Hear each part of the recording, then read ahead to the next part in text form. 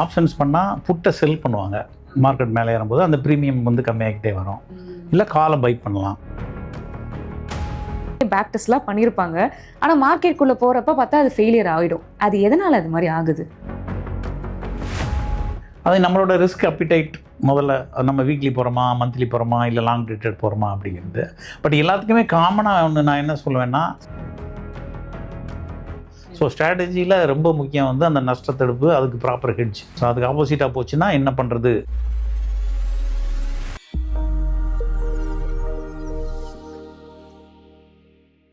Hello GB viewers, நான் உங்கள் விஜய் கண்மணி.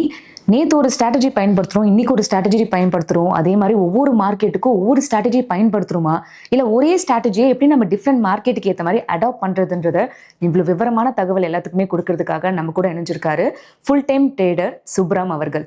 வணக்கம் சார். வணக்கம். எப்படி இருக்கீங்க sir? Fine. How are you? I am doing great sir. Sir, இப்போ நான் இன்ட்ரோவில் சொன்ன மாதிரி தான் இப்போ வந்து டிஃப்ரெண்டான மார்க்கெட்ஸ் இருக்குது. புல் மார்க்கெட்டுன்னு சைபே மார்க்கெட்டுன்னு வாலடைல் மார்க்கெட்டுன்னு சொல்லுவாங்க. ஸோ இந்த மாதிரி மார்க்கெட்டுக்கு ஒரே ஸ்ட்ராட்டஜி பயன்படுத்தினா போதுமா, மார்க்கெட்டுக்கு ஏற்ற மாதிரி டிஃப்ரெண்ட் ஸ்ட்ராட்டஜி மாற்றிக்கிட்டே இருக்கணுமா சார்? கண்டிப்பாக மாற்றிக்கிட்டே இருக்கணும். ஒரே ஸ்ட்ராட்டஜி ஒர்க் ஆகாது. சரி. ஃபார் எக்ஸாம்பிள் இப்போ புல் மார்க்கெட்னா 2 வேலை பண்ணலாம். ஒன்று கேஷில் வாங்கி அது விலை ஏறினப்புறம் அதை நம்ம ப்ராஃபிட்டை புக் பண்ணலாம். ஆப்ஷன்ஸ் பண்ணால் புட்டை செல் பண்ணுவாங்க. மார்க்கெட் மேலே ஏறும்போது அந்த ப்ரீமியம் வந்து கம்மியாகிட்டே வரும். இல்லை காலை பை பண்ணலாம். ஸோ இந்த மாதிரி ஸ்ட்ராட்டஜிஸ் இருக்குது. இதில் எது பெஸ்ட் அப்படின்னு பார்த்து பண்ணலாம். இதில் என்ன ஒரு சின்ன டிஃப்ரென்ஸ்னால், காலை நீங்கள் பை பண்ணிங்கன்னா மார்க்கெட் வேகமாக மூவ் ஆகிக்கிட்டே இருந்தால் அந்த ப்ரீமியம் அதிகமாகி உங்களுக்கு பணம் கொடுக்கும். ஓகே. சப்போஸ் வேகமாக மூவ் ஆகுது, ஒரு இடத்துல அப்படியே நின்றுச்சுன்னா அந்த ப்ரீமியம் கரைஞ்சிரும். ஆனால் இது புட்டை செல் பண்ணிங்கன்னா ஸோ அந்த டிகே எஃபெக்ட் வராது. உங்களுக்கு அதே இடத்துல மார்க்கெட் இருந்தால் கூட அந்த ப்ரீமியம் டிகே ஆகி பணம் பண்ணலாம். இந்த மாதிரி புல் மார்க்கெட்டுக்கு ஸ்ட்ராட்டஜிஸ், பேர் மார்க்கெட்டுக்கு ஸ்ட்ராட்டஜிஸ், சைட்வேஸ் மார்க்கெட்டுக்கும் செப்பரேட் ஸ்ட்ராட்டஜிஸ். சைட்வேஸ்ன்னு தெரிஞ்சால் 2 பக்கமும் செல் பண்ணிடுவாங்க. ஸோ அந்த டிகே கிடைக்கும். ஸோ அந்த மாதிரி டிஃப்ரெண்ட் ஸ்ட்ராட்டஜிஸ் நம்ம மார்க்கெட் கண்டிஷனுக்கு தக்கன நம்ம என்ன ஸ்ட்ராட்டஜி பண்ணணும்னு திங்க் பண்ணி அந்த நம்ம ஆப்ஷன்ஸ் நாலேஜை வச்சு பண்ணணும்.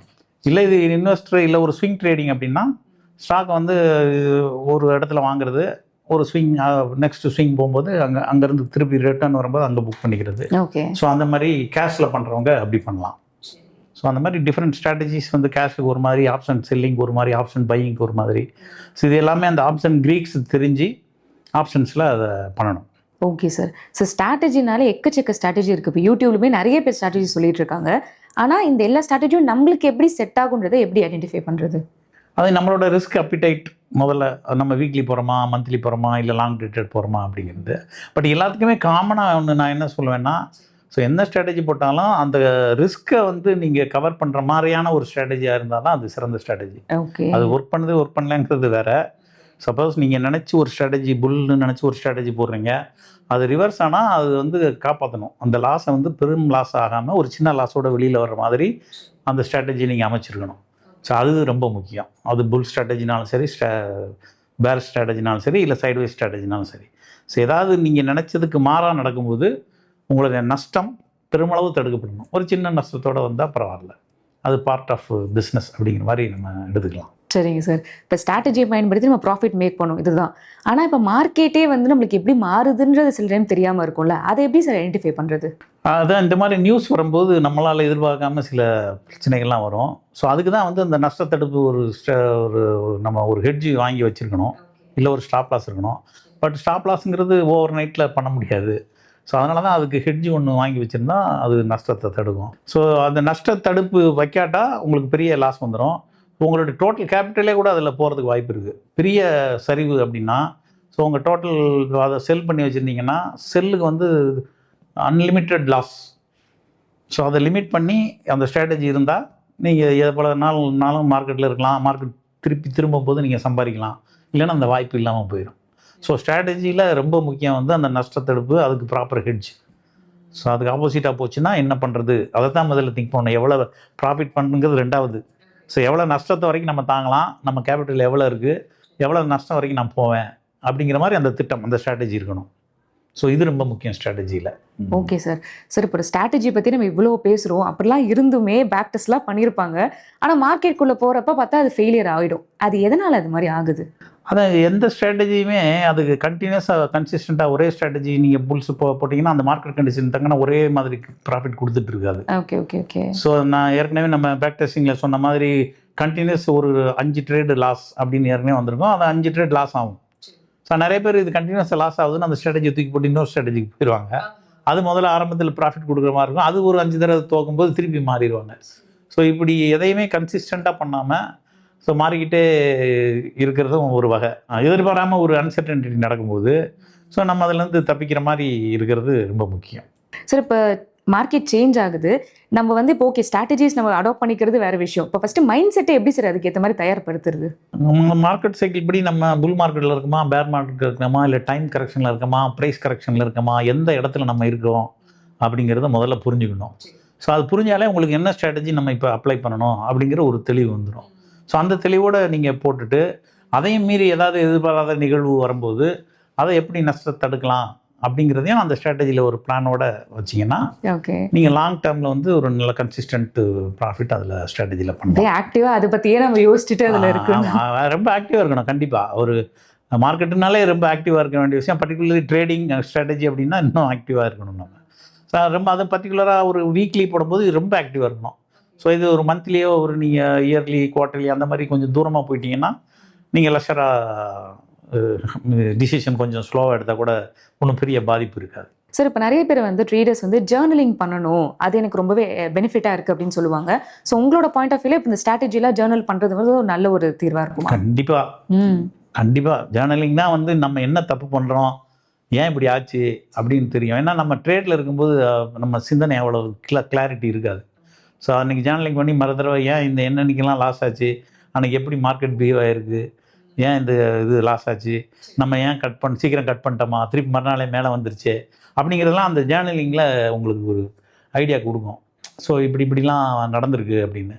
ஸோ அடுத்த ரியல் ட்ரேடில் வந்து அந்த மாதிரி சூழ்நிலை வரும்போது சரி இது டெம்பரரி செட்பேக் தான், ஸோ திருப்பி வந்துடும், நம்ம வெயிட் பண்ணலாம், நம்மளுக்கே ஒரு கிளாரிட்டி கிடைக்கும். ஜேர்னலிங் பண்ணாட்டா அந்த தாட்டே வராது. கிட்டத்தட்ட அனலைஸ் பண்ணுற மாதிரி தான். ஜேர்னலிங் பண்ணால் தான் நீங்கள் அனலைஸ் பண்ண முடியும். டேட்டா நீங்கள் ரெக்கார்ட் பண்ணி வச்சா தான் அனலைஸ் பண்ண முடியும். ஸோ அதனால் ஜேர்னலிங் வந்து ரொம்ப இம்பார்ட்டண்ட் தான். ஸோ அதை வச்சு தான் நமக்கு தெரியும் என்ன தப்பு பண்ணோம், என்ன கரெக்ஷன் நடக்கணும் அப்படிங்கிறத அதை வச்சு தான் நமக்கு தெரியும். சரி சார். சார் சில பேர் வந்து ஒரு ஸ்ட்ராட்டஜி பிடிச்சிப்பாங்க, இதுதான் எனக்கு கரெக்டாக ஒர்க் ஆகுது, பேக் டெஸ்டிங்லாம் நான் பண்ணிட்டேன், பக்கா ஒரு 100% கரெக்டான ஸ்ட்ராட்டஜின்னு. ஆனால் அது வந்து கண்டினியூஸ் லாஸ் மேக் பண்ணிகிட்டே இருக்கும். அது இருந்தாலும் அவங்க வந்து பேக் வாங்கவே மாட்டாங்க. ஒரு எமோஷனல் கனெக்ஷன் அதில் ஸ்ட்ராட்டஜியில் வந்துடும், இல்லை நான் சொன்னால் கரெக்டாக தான் இருக்கும்ன்ட்டு. இது எதனால் நடக்குது, இதுலேருந்து எப்படி சரி வெளியில் வருது?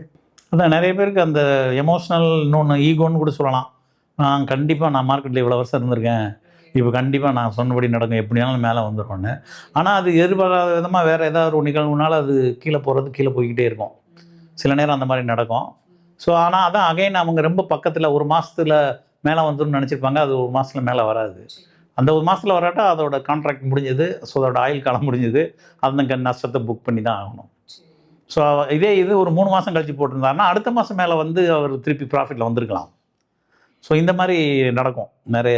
அதனால தான் அகெயின் நான் சொல்கிறேன், அந்த கான்ட்ராக்ட் எவ்வளோ தூரத்தில் இருக்கீங்க, நீங்கள் பக்கத்தில் இருக்கீங்களா தூரத்தில் இருக்கீங்களா, அதை பொறுத்து நீங்கள் தான் முடிவு எடுத்தே ஆகணும். நீங்கள் மந்த்லி போட்டிங்கன்னா அந்த மந்த்லிக்குள்ளே வராதுன்னு தெரிஞ்சால் டக்குன்னு உடனே லாஸை கட் பண்ணணும். ஸோ அதை வளர விட்டால் கண்டிப்பாக பிரச்சனை தான். சார் இப்போ மார்க்கெட் அனலைஸ் பற்றி நம்ம பேசிகிட்டு இருந்தோம். ஸோ இப்போ நான் வந்து ஓகே இப்போ பியர் மார்க்கெட் வரப்போது நான் இந்த ஸ்ட்ராட்டஜின்னு பயன்படுத்துகிறேன், அப்போ தான் டக்குன்னு மார்க்கெட் மாறுது அப்படின்ற அந்த அன்சர்டனிட்டி எப்படி சார் நம்ம கையாளுறது? அந்த ஸ்ட்ராட்டஜியில் நம்ம நஷ்டத்தடுப்பு ஹெட்ஜுக்காக ஒன்று வாங்கியிருப்போம். ஸோ அது ஓரளவுக்கு உங்களை காப்பாற்றிருக்கோம். ஸோ மார்க்கெட் டைரக்ஷன் நம்ம நினச்சதுக்கு மாறுபட்டு நடக்குதுன்னா அந்த சின்ன லாஸோடு நீங்கள் அதை முடிச்சுட்டு நீங்கள் இமிடியேட்டாக அந்த பேர் ஸ்ட்ராட்டஜிக்கு போகிறது தான் சிறந்த வழி. ஸோ நிறைய பேர் என்ன பண்ணுவாங்கன்னா அதை அட்ஜஸ்ட் பண்ணலாம் அப்படின்னு சொல்லிட்டு அகைன் வந்து ஆப்போசிட் சைடாக ஒரு காலை செல் பண்ணுறதோ புட்டை செல் பண்ணுறதோ அந்த ஸ்ட்ராட்டஜி தான் பண்ணுவாங்க. ஆனால் சில நேரங்களில் என்ன ஆயிரும், அப்படி ரிவர்ஸ் ஆயிரும் திருப்பி. ஸோ அது வந்து பெரிய நஷ்டத்தை கொடுக்க வாய்ப்பு இருக்குது. ஸோ அதுதான் அதை உடனே நம்ம ஒரு டிசைட் பண்ணி ஸோ மார்க்கெட்டை வந்து மாறுது, பட் அதை வந்து கன்ஃபார்ம் பண்ணணும், அது நியூஸ்னாலையா இல்லை ரியலாகவே மார்க்கெட்டோட டைரக்ஷன் மாறுதா அப்படிங்கிறதுக்கு ஒரு கொஞ்சம் டைம் கொடுத்து அதை கன்ஃபார்ம் பண்ண பிறகு நீங்கள் அந்த முடிவை உடனே எடுக்கணும். கன்ஃபார்ம் ஆயிடுச்சுன்னா நீங்கள் உடனே முடிவு எடுக்கணும்.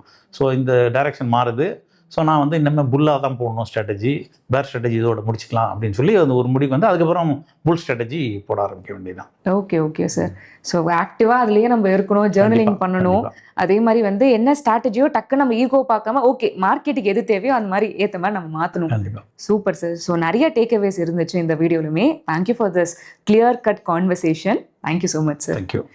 என் மக்களே பார்க்குற உங்களுக்குமே ரொம்பவே ஹெல்ப்ஃபுல்லாக இருக்கும் நம்புறேன். இதே மாதிரி வீடியோஸ் பார்க்க ஜீபு சேனலை சப்ஸ்கிரைப் பண்ணிக்கோங்க. தேங்க்யூ.